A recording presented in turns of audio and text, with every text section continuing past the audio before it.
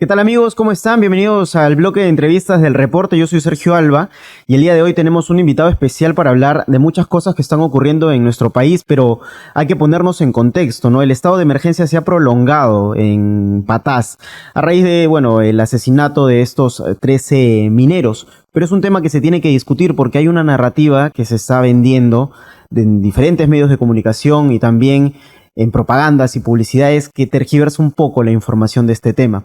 Para ello, está con nosotros, y es un lujo tenerlo acá en el reporte, al ex ministro del Interior, Gastón Rodríguez, con quien vamos a hablar precisamente de este tema de Patás y también sobre el estado de emergencia que hay en nuestro país a raíz de la ola criminal que nos está acechando.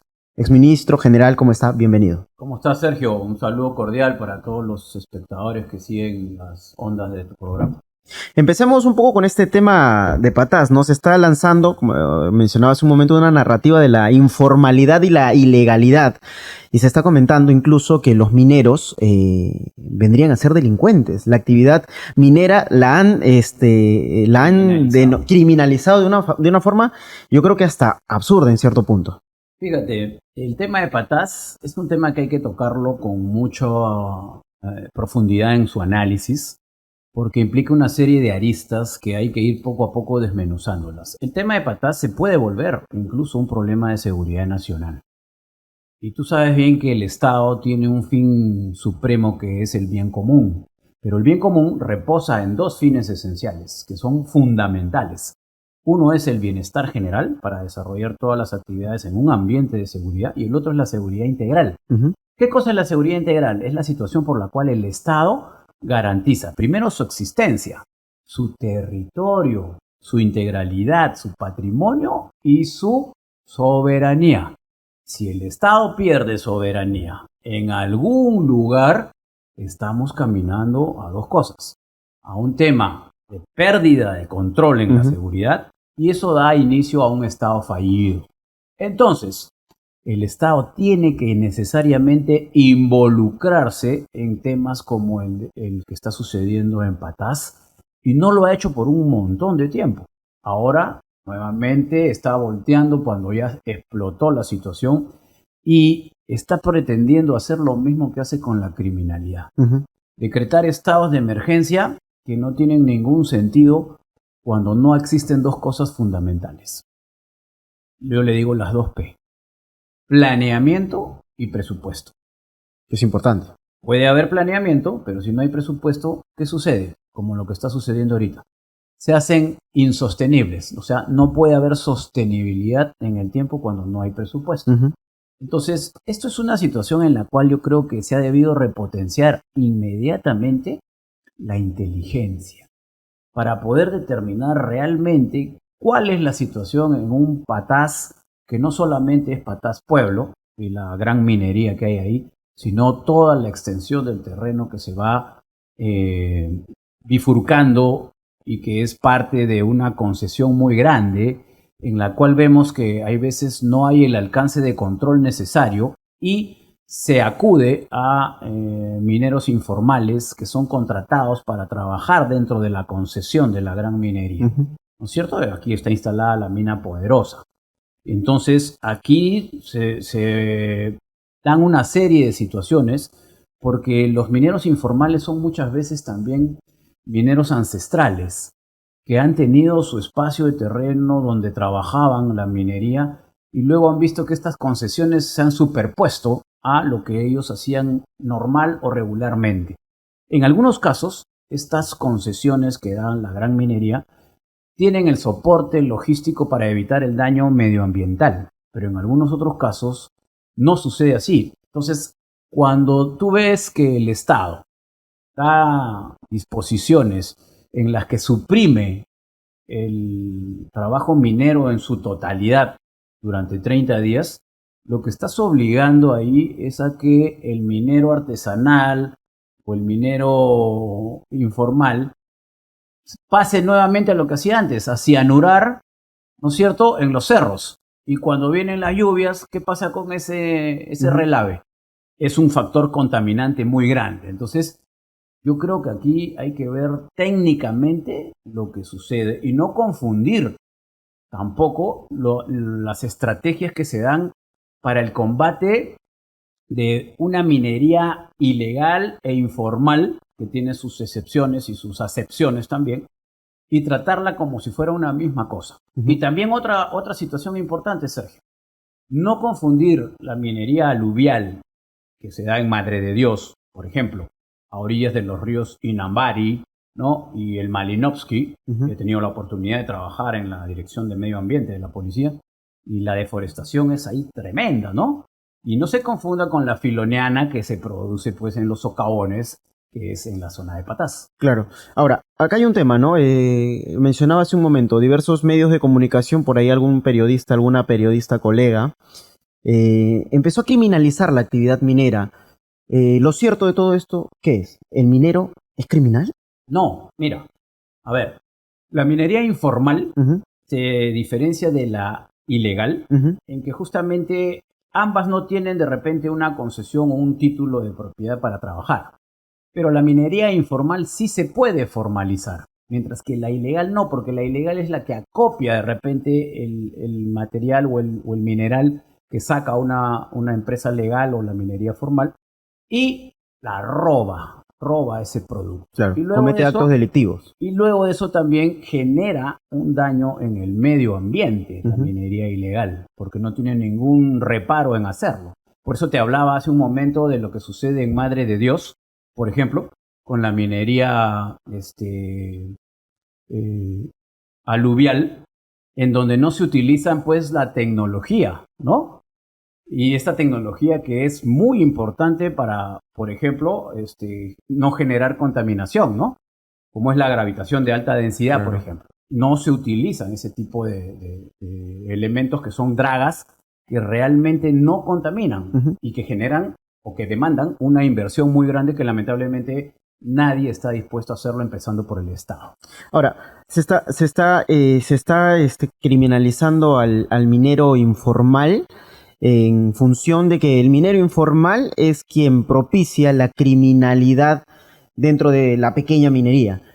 ¿Qué es lo cierto sobre esta situación? No, mira, a ver, por eso te decía, hice una introducción en cuanto a lo que era la minería informal que se ha visto superpuesta por concesiones de la gran empresa minera. Pero cuando estas concesiones mineras informales, para poder garantizar la extracción de su producto, contratan a ciertas empresas, viene también una dicotomía o una contradicción. Cuando la gran minería contrata también a estamentos de seguridad para garantizar la extracción de sus socavones. Cuando viene otro grupo armado de delincuentes, eso es un acto criminal.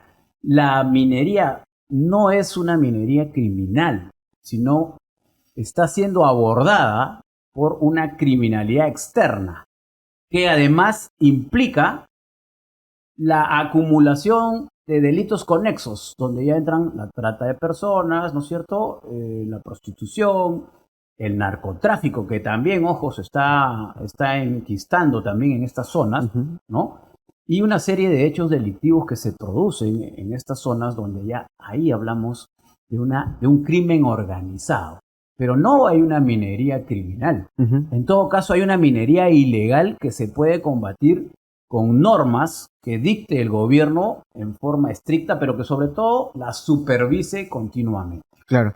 Y ahora, el tema de formalizar es algo que se puede regular a nivel del Estado, ¿no? El Estado puede poner, incluso porque hay una cuestión que es importante, que son las trabas que el Estado ha generado a lo largo del tiempo, que le llamamos burocracia. Este tipo de cosas se pueden de alguna forma regular y tratar de solucionar un problema de hacer más lento el proceso de formalización. Fíjate, hoy en día asistimos a un problema entre lo que es el Reinfo y la ley MAPE, ¿no es cierto?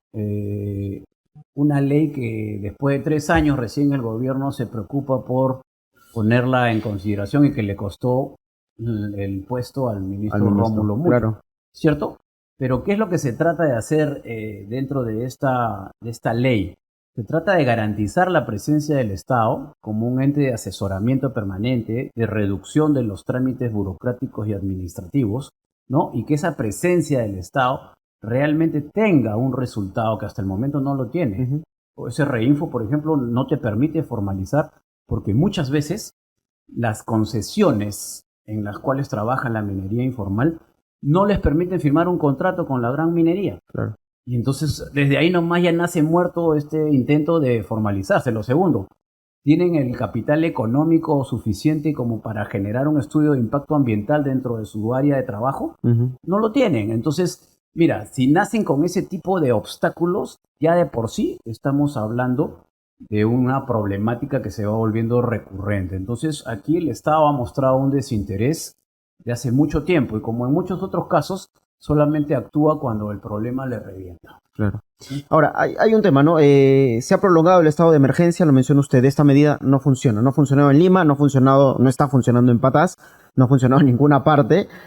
¿Por qué el gobierno insiste en prolongar esto? ¿Para qué? ¿Con qué fin? Fíjate, los estados de emergencia, como te dije, no funcionan si no tienen planeamiento ni presupuesto. Entonces, se ha generado un comando único con las Fuerzas Armadas, pero el trabajo de inteligencia, de flagrancia, lo viene desarrollando la Policía Nacional. Ujú.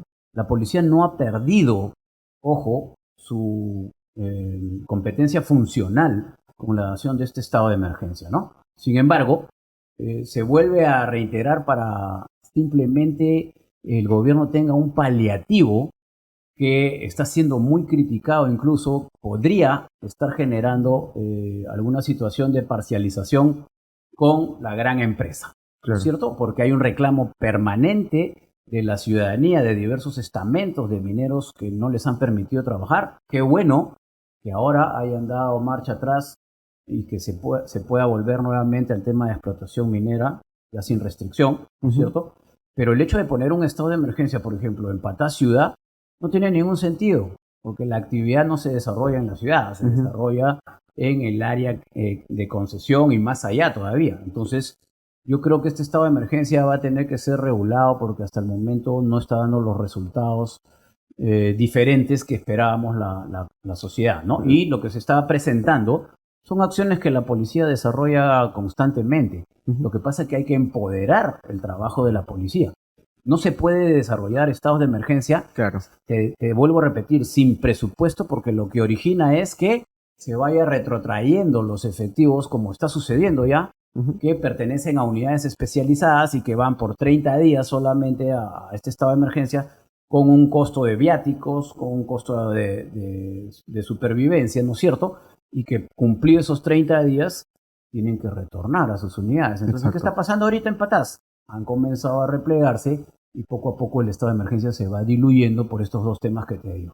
Ahora, acá hay un tema interesante, ¿no? El estado de emergencia y la situación de criminalidad se ha patacitado de una manera que se considera que incluso Lima ha pasado a segundo plano y el resto del país también. Hace mucho tiempo estamos nosotros aquí en la capital pasando una situación de estado de emergencia a raíz de todos los asesinatos y extorsiones que han ocurrido a lo largo de estos meses. Esto tampoco ha dado un resultado positivo, como usted mencionaba. Se necesita una estrategia y una planificación.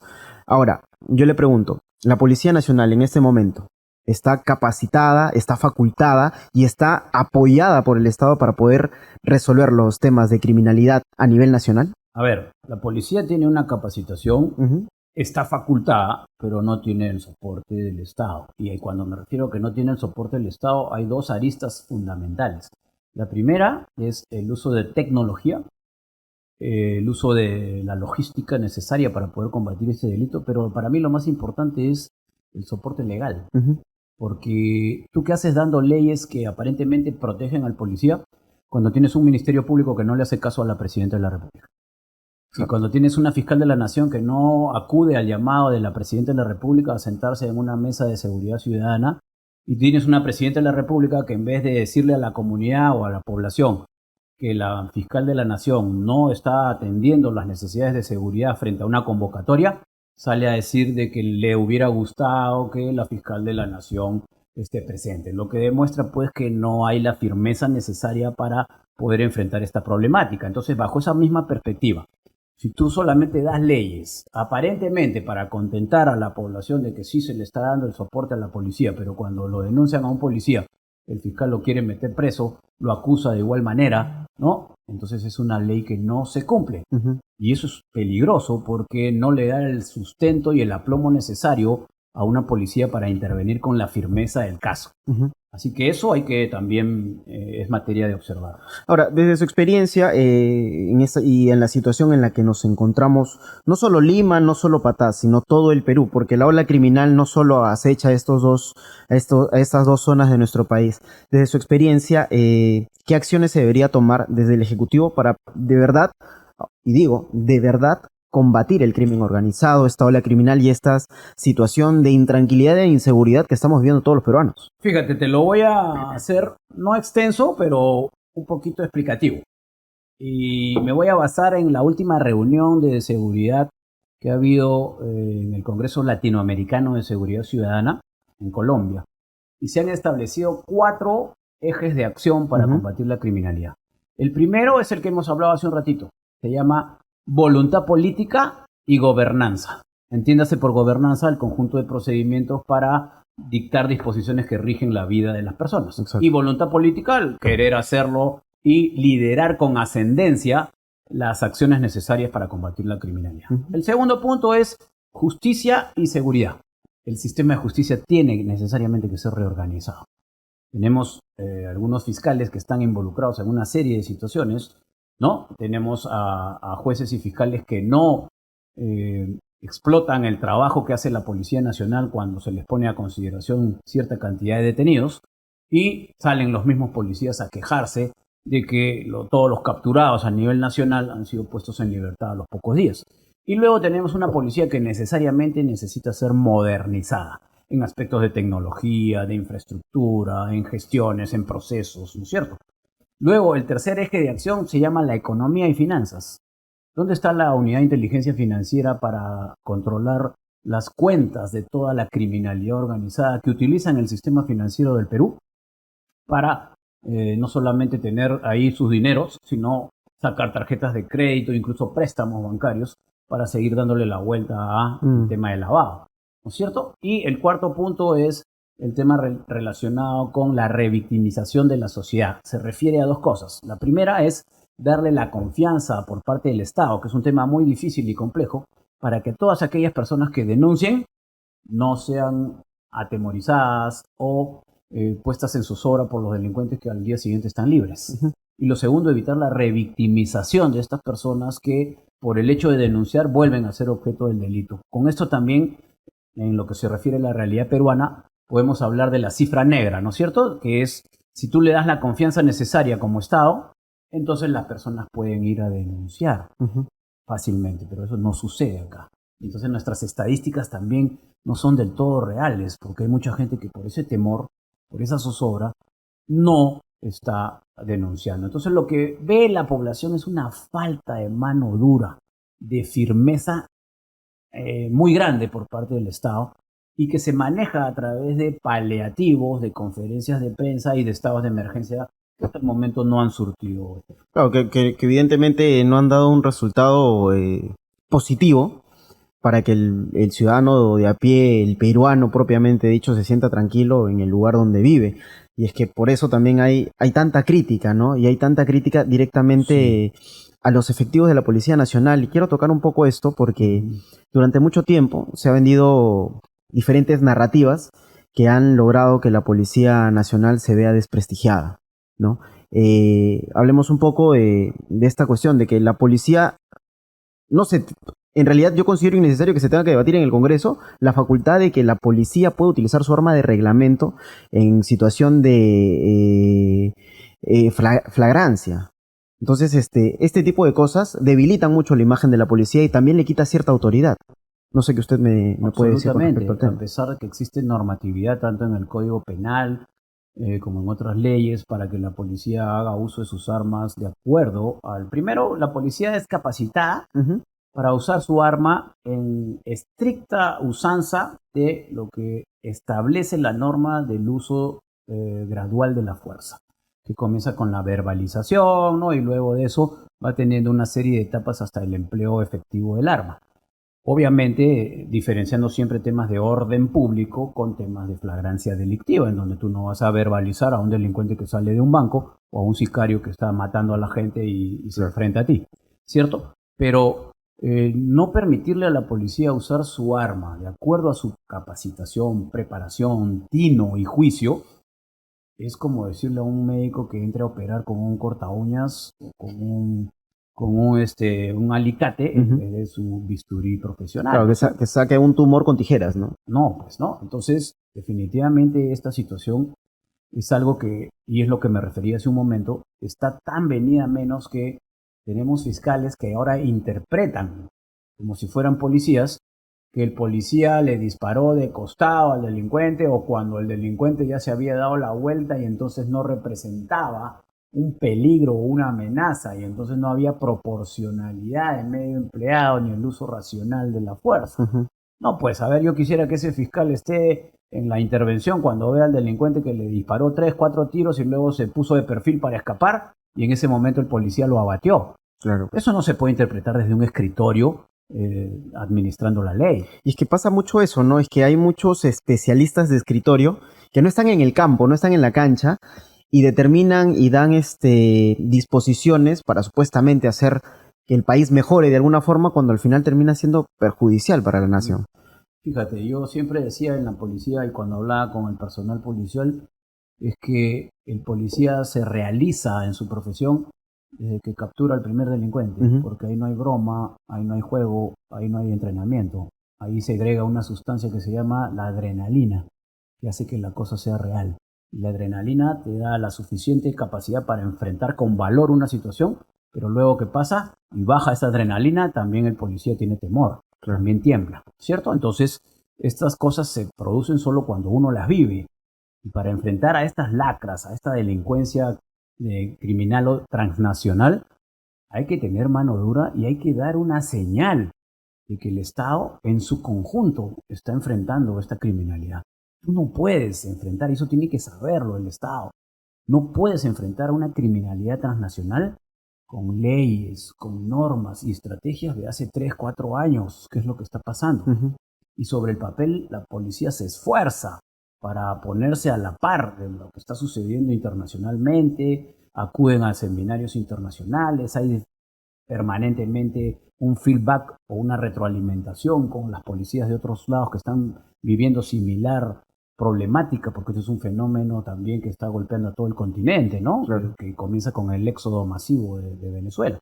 Y en donde estas nuevas modalidades que son plagadas de extrema violencia, de una perfidia total, ¿ah? En donde al delincuente transnacional tú le das cabida y es el primero que te mata, ¿no? Eso se llama perfidia. Y entonces estas nuevas modalidades, el gota a gota, estos sicariatos con esa contundencia que se producen, no eran parte de las modalidades delictivas del Perú. Entonces, definitivamente tenemos que tener una justicia que soporte pues, a quien te va a defender, que por función constitucional se llama Policía Nacional de Perú. Claro. Ahora le hago una pregunta regresando al tema del crimen organizado en la actualidad. ¿Cree usted que considera quizá que las fuerzas del orden tienen las herramientas necesarias para atacar el crimen organizado? No, no las tienen, fíjate. La policía, por ejemplo, para este tema de extorsión, que es tan fuerte acá en Lima y en varias ciudades, En el norte del país también. no tiene una tecnología como para rastrear las llamadas y depende de lo que las empresas de telefonía le brinden como información. Pero ¿cuál es el problema? Que cuando la policía pide el número de donde a ti o a mí o a cualquier ciudadano nos están llamando, la empresa telefónica se demora una semana o 10 días en darte la información. Pero eso no es todo. Lo más grave es que la información que te da la empresa telefónica es una georreferenciación que trabaja con la triangulación de sus antenas repetidoras. Pero eso no le sirve a la policía. Lo que la policía quiere es la geolocalización, que te da el lugar exacto donde está el teléfono. Entonces tú te imaginas, Sergio, que esto daría pie incluso a que los ciudadanos que no sabemos qué hacer cuando nos comienzan a extorsionar, porque es la verdad, entramos en una sensación de pánico absolutamente entendible, ¿no? Tú ¿qué te parecería que el propio comisario de tu jurisdicción sea el primero que pueda atender una denuncia de extorsión? Y no que lo que suceda hoy en día, que vas tú a la comisaría, estoy recibiendo extorsión a este número. Ah, extorsión, eso es delito. Ándate a la de Pincri. ¿Dónde queda la de Pincri? Acá en el límite con el otro distrito. Cuando muy bien el comisario podría acoger esa denuncia y no solamente acogerla, sino rápidamente ejecutar una operación. ¿Cómo qué, por ejemplo? En vez de un cuarto de guerra que pusieron, debería haber una central de operaciones tipo C5, pero comencemos por C1, aunque sea, de comunicación y de comando, para que en ese espacio esté el software que no tiene la policía de geolocalización. Entonces, tú te imaginas lo que es que el comisario, identificado con un código, llame por teléfono a esta central, donde esté el representante de la telefónica, el fiscal y la policía de investigación criminal, y diga, tengo acá una persona que tiene 4 o 5 llamadas extorsivas de este número. Necesito la geolocalización ya porque es en mi jurisdicción. Pasas al software, identificas de dónde está saliendo el número, corroboras con la empresa de telefonía, inmediatamente se cumple el triángulo de la seguridad. ¿Qué cosa es el triángulo de la seguridad? Conocimiento del hecho, comunicación oportuna que le hace el comisario, respuesta inmediata del sistema. Y eso se puede hacer fácilmente. ¿Por qué? Tú le dices al comisario, está en la cuadra 4 de tal avenida de tu jurisdicción, y el comisario sale con sus 2 patrulleros, con el denunciante, y lo captura al extorsionador. Claro, pero acá no, aquí estamos en la época de la carreta. O sea, vaya usted a la de Pincri, va dentro de 2 días o cuando le vuelven a llamar. El delincuente que hace, cambia el chip, te pone otro chip, no lo encuentras nunca. Así estamos trabajando. Claro, pasa también de que no es la jurisdicción y te mandan a la comisaría que sí pertenece al distrito y esto un... Por eso te digo, hay mucho por hacer y por eso hablaba que uno de los lineamientos estratégicos es justamente la modernización de la policía. ¿Y esto por qué recae? ¿Por mala inversión del Estado, tal vez? Yo creo que es... A ver, ahorita hay algo que se puede aprovechar, que es la declaratoria en emergencia de la policía, y se ha publicado hace pocos días ya el plan estratégico para implementar a la policía. Espero de todo corazón que lo primero que se compre es este sistema de tecnología para detectar las llamadas telefónicas extorsivas y se pueda salir con todo. Entonces, ¿qué es lo que falta? Voluntad política para poder declarar en emergencia a la policía, que se han demorado no sé cuánto tiempo, ¿no? ¿Qué falta? Voluntad política para hacer las cosas y también para que los procesos se lleven rápidamente, obviamente dentro de un clima o dentro de un marco de legalidad, pero inmediatamente. Aquí el problema es que se demora las calendas griegas en un proceso y ahí es definitivamente es donde viene un problema muy grande para la Policía Nacional. ¿Considera usted que los últimos gobiernos en los que nos hemos ido desarrollando estos últimos años tienen una alta responsabilidad en la defenestración de la Policía Nacional? Sí, claro, hemos asistido pues a temas de donde se ha, dentro de los oficiales generales que componían la cúpula, se ha sacado a muchos de ellos, se ha designado a quienes no debían, se ha pisoteado la ley, ¿no? Se ha querido interpretar, como en el caso de Sagasti y sus 2 ministros del Interior, que la norma decía que cuando saquen a uno que era menos antiguo o designen a uno menos antiguo, todos los demás se tenían que ir, entonces se agarraron de ese párrafo para poder sacar 18 generales. El hecho de denostar a la policía, por ejemplo, en el Merinazo, en noviembre del 2020, donde los policías que todos los días le llevaban expectativas de vida a la gente, de saber que ellos estaban en la calle durante la pandemia, ¿no es cierto? Pasaron de ser héroes a villanos. Y les tiraron pintura de color rojo en sus uniformes, ¿no? Y el gobierno que entró de Sagasti, pues lo primero que hizo fue prohibirles taxativamente de que utilicen sus pertrechos policiales para poder controlar temas de orden público, ¿no? Y definitivamente esa situación caló en la moral policial, porque si tú no tienes el soporte de tu gobierno, ¿cómo es que combates todo lo que te corresponde por finalidad fundamental. Y es una narrativa que los caviares nos han metido a todos los peruanos desde bastante tiempo, ¿no?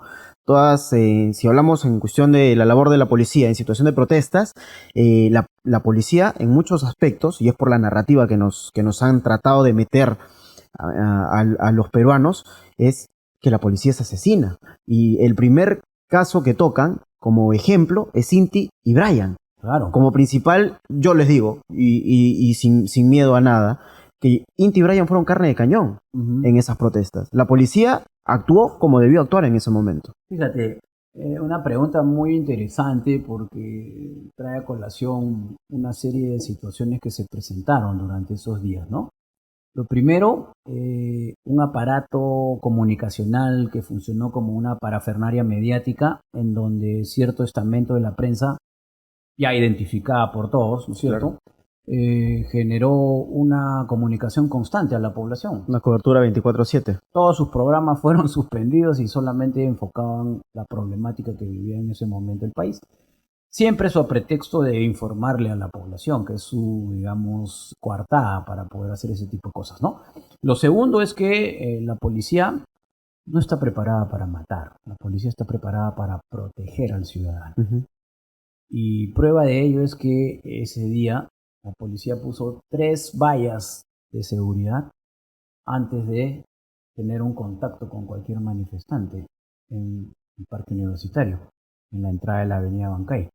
Si hubiera sido la intención de la policía, que eran estas rejas, ¿no? Claro, como dicen ellos, reprimirlos, la policía hubiera estado en el primer anillo, claro, en la primera línea, y no les hubiera permitido ingresar. Lo segundo es que hubieron personajes políticos, caviares, que encabezaron esta marcha, que tuvieron contacto con los jefes policiales del momento. ¿Qué personajes políticos podría tener? En la investigación está Gino Costa, estaba Julio Guzmán. Julio Guzmán, estaba la que fue premier también de pelito corto, que fue congresista, presidente del Congreso. Sí me acuerdo la persona, pero el nombre claro, todavía no lo tengo. ¿No? Pero estuvieron bueno, ahí, tuvieron contacto con el general Callas, que era el jefe de región, ¿cierto? Y luego de esto, cuando la marcha se encendió, desaparecieron, ¿no? No asumieron ninguna responsabilidad de lo que estaban haciendo. Mirta Vázquez, ¿no? ¿Y qué más? Esta marcha fue infiltrada. Fue infiltrada por sectores de barras, de equipos populares, que además fueron abastecidos logísticamente con petardos, bombardas, para lanzárselos directamente a la policía. Entonces, cuando tú utilizas el subterfugio nuevamente de una marcha pacífica, pero que atrás viene toda la violencia, entonces, con este soporte comunicacional, tratas de envolver toda la marcha en la parte de adelante, que es la pacífica. Entonces comienzan estos periodistas, ¿no?, a decir, ¿cómo es posible que una marcha pacífica termine siendo reprimida por la policía? Entonces son asesinos, entonces son malos, ¿no? Cuando lo que está haciendo la policía es repeler después de más de 1 hora y media un ataque directo de fuegos artificiales que además, de acuerdo a la normativa penal, son considerados como armas de fuego. Y entonces, ¿y dónde están ahí los fiscales por qué no buscan a estos protagonistas de la marcha, los organizadores, a los asustadores, a los que lanzaban los petardos a la policía? Ahí sí no, todo es la policía, y bueno, pues, y ahora pretenden de que esa policía que ha sido golpeada por toda esta caviarada, cuando no les sirve a sus intereses, la atacan, y cuando sí les sirve, quieren hacer una pantalla también para derrocar gobierno, ¿no es cierto, no? Entonces, ahora sí, estos noticieros caviares dicen dónde está la policía, que nos ayuda, que nos proteja. Y ahí está lo que se quejan muchos políticos que asumen la cartera del interior o altos mandos policiales, es que cuando hay operaciones de gran envergadura, no las pasan en su real contexto, o las pasan 2 minutos versus 20 minutos de sangre en sus medios, ¿no? ¿Fue un golpe lo que hicieron contra el presidente Merino? Claro que sí. Un presidente elegido constitucionalmente. ¿no? Y que luego de eso obligaron a renunciar al presidente Por presión social. por presión social. Aquí también los políticos tradicionales, ¿no? Esos que en todas las elecciones se presentan como la solución, fueron los primeros que salieron por el temor de que estaba la gente en la calle y de los medios de comunicación a quitar todo el soporte al presidente Merino. Líderes de los partidos a decir que no le iban a dar el soporte, que no le iban a dar el apoyo, los congresistas pidiendo perdón prácticamente por haber vacado a Vizcarra, ¿no? Y después se dieron cuenta de toda la estratagema que se había presentado, de todo el ardid, ¿no? De toda la pantomima política que se había hecho para lograr consolidar a esta gente en el gobierno y poder seguir manejando como están acostumbrados a hacerlo. ¿Esta estrategia para usted fue armada por el Partido Morado? ¿Cómo lo ve? Claro que sí. Todo apunta a que el Partido Morado fue el que Propició el golpe contra Merino. esta situación. Ahí el mismo presidente Merino lo dijo en su libro, incluso, habló de las anécdotas del corte del jamón que le había dicho Sagasti, ¿no? Y que él tenía la solución de este problema y como Merino no le hizo caso, bueno, pues las calles se agitaron, ¿no? Se levantaron y ahí se produjo una serie de hechos que ya toda la población los ha vivido. Pero creo que el peruano se ha dado cuenta que no se pueden repetir este tipo de situaciones. Ya el peruano no lo van a llevar de la nariz como lo hicieron en esa oportunidad y en algunas otras, ¿no? En donde se generan odios políticos, pero para poder arribar a sus intereses. Y yo creo que la muestra más palpable de eso y que no se debe repetir es la elección de Castillo. Hoy en día hay políticos que dicen cómo es que la presidenta está ahí gobernando, pero no se acuerdan que ella era parte de la plancha. Exacto. Que ellos apoyaron. Ese es el discurso de los caviares, en Bueno, principal. pues ellos lo pusieron ahí. No, pero como no responde a sus intereses, entonces comienzan a buscar todo tipo de falencias, todo tipo de situaciones y también, obviamente, aportadas por situaciones irregulares que se han dado desde el gobierno para que ellos tengan mayores argumentos, ¿no? La caviarada está acostumbrada a decir medias verdades o a cogerse de medias verdades para impulsar toda su estructura comunicacional y de situaciones políticas y sociales para poder consolidar sus objetivos. Y eso yo creo que en estas elecciones tiene que quedar bien claro. Claro. Necesitamos un perfil de un político o un candidato que esté dispuesto a cambiar esta narrativa permanente que se da en nuestro país. Claro, bueno, ya estaba más que comprobado que los caviares tienen esta narrativa de Lampay me salvo, cosa que ya mucha gente tiene que darse cuenta, y que el 2026 es una nueva oportunidad para que los peruanos empecemos a tomar decisiones de verdad y no decidir por ideologías que no nos han llevado a ningún sentido y decidir en realidad por nuestro país, por el Perú, por el bien de los peruanos. Totalmente de acuerdo, pero fíjate, hay algo importantísimo que no podemos perder de vista. La base para que haya inversión y desarrollo es la seguridad. Y entonces, si hoy en día el Perú tiene como principal problema la seguridad, ¿no crees que la campaña de 2026, la materia, la situación, el fin esencial de esto sea la seguridad?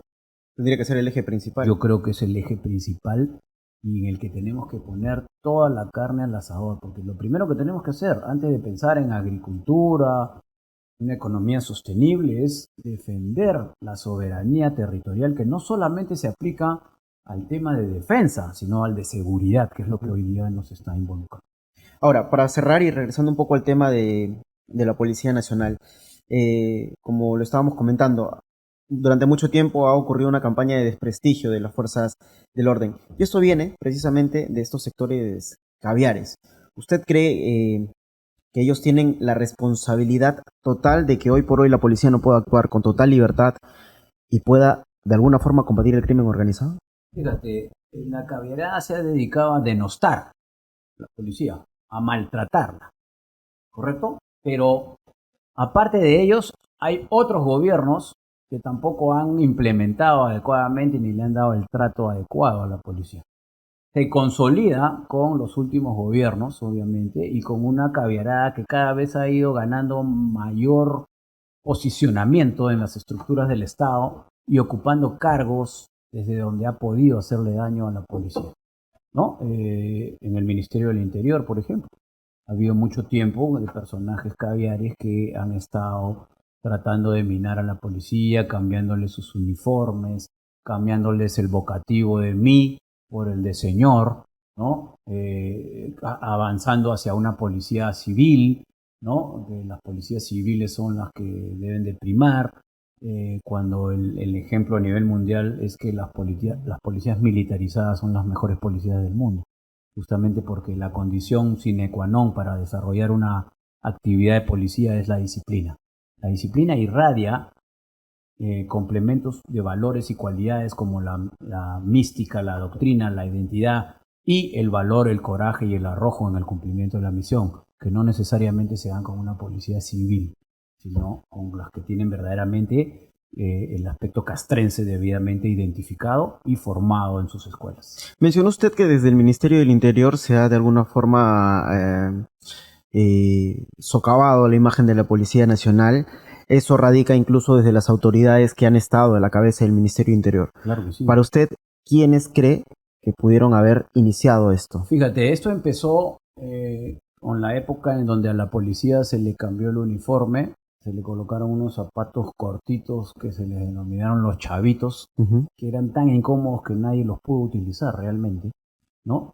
Y en donde se direccionó hacia una policía de naturaleza civil, donde se redujo el número de generales sobre pretexto de hacer una pirámide, ¿no? Donde hubo una reestructuración en muchas cosas y en donde se denunció también actividades relacionadas con la propia Policía Nacional en el cumplimiento de su función o de su misión. ¿En qué gestión? Eso fue en la gestión de Basombrío con Gino Costa, ¿no? Que también estuvo Rubén Vargas, que dicho sea de paso, Valdés y todos personajes caviares. Claro, y todos los que opinan hoy en día en los canales donde son invitados de temas de seguridad como si fueran grandes especialistas, ¿no? Y que son los principales impulsores del desprestigio de la policía. Ahí hay un libro que ellos han hecho, ¿no?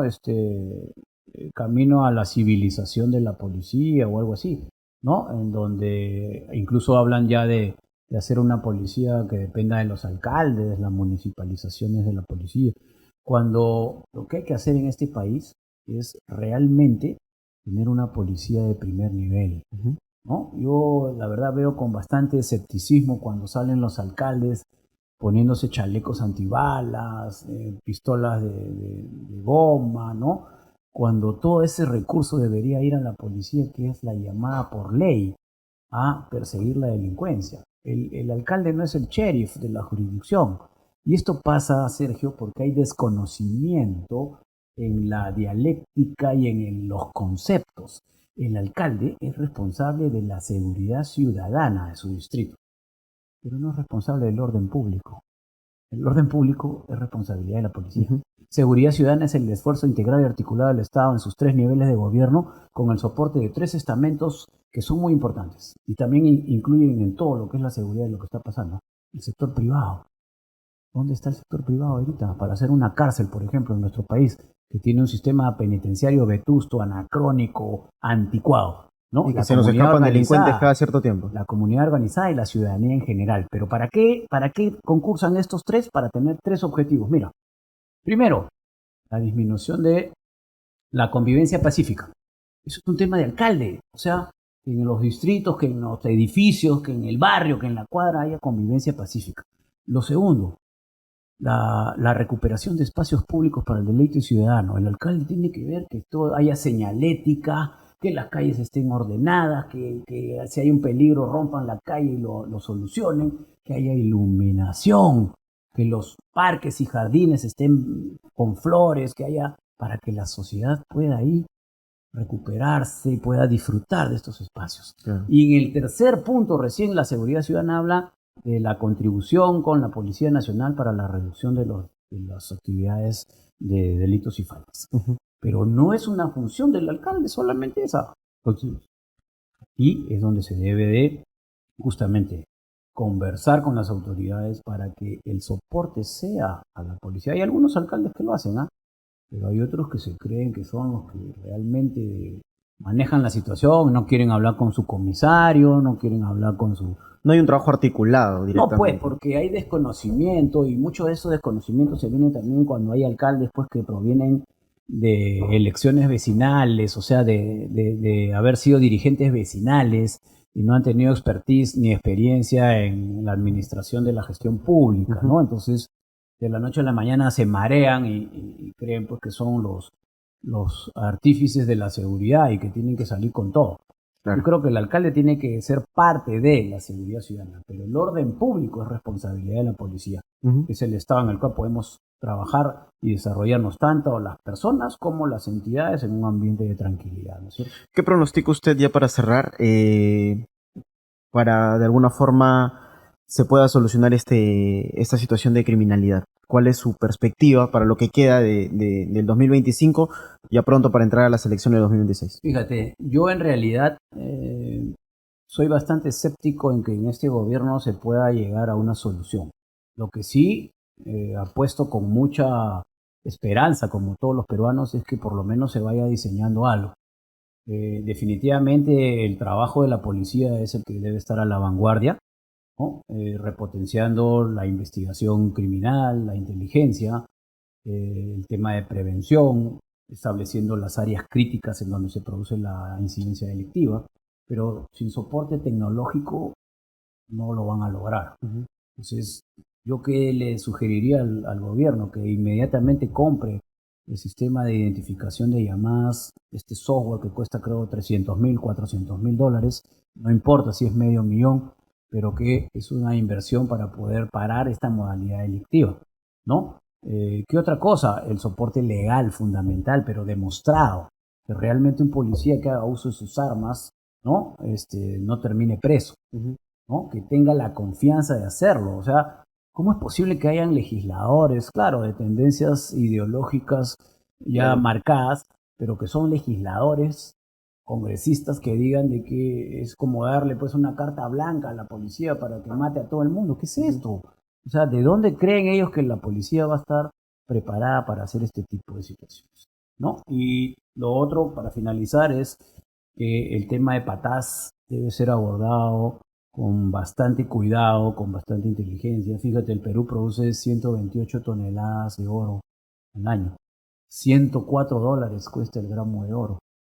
Mira la cantidad de dinero que aporta la minería al PBI y a la economía nacional.